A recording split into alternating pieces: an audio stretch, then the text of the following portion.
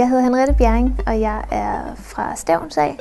Og jeg er 20 år, og jeg er gået på Køge Handelsskole og er nu indkøbselev i Lemvig-Møller. Lemvig-Møller er en stor stål- og teknikgrossist. Jeg sidder så med stål. Jamen, da jeg var færdig på handelsskolen, så ville jeg gerne ud og prøve noget praktisk og komme ud på arbejdsmarkedet. Så lå det meget lige til, at det blev en elevuddannelse.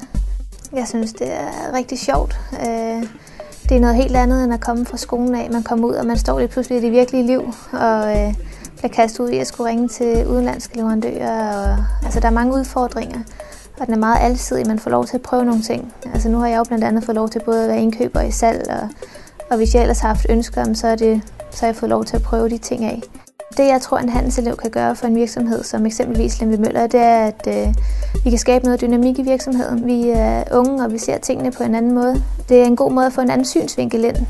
Efter kort tid, så bliver man en integreret del af den afdeling, man sidder i. Selvfølgelig lige når man starter, så skal man lige have nogle helt klare begreber ind omkring de produkter, man sidder med. Men jeg vil sige, allerede efter den første 1,5-2 måneder, så begynder du faktisk at fungere som en af dine kollegaer. Du arbejder på lige fod med alle andre. Jeg har det jo godt, hvor jeg har det nu, og kunne godt tænke mig at blive. Jeg synes, branchen er super spændende. Stålpriserne ændrer sig konstant. Det er et marked, der altid er i bevægelse. Det synes jeg er sjovt. Der er stærk konkurrence. Så der er ikke mange dage, der er ens. Det kan jeg godt lide. Der er altid en udfordring. Hvis det står til mig, så skal jeg blive i Lemvig-Møller lang tid endnu.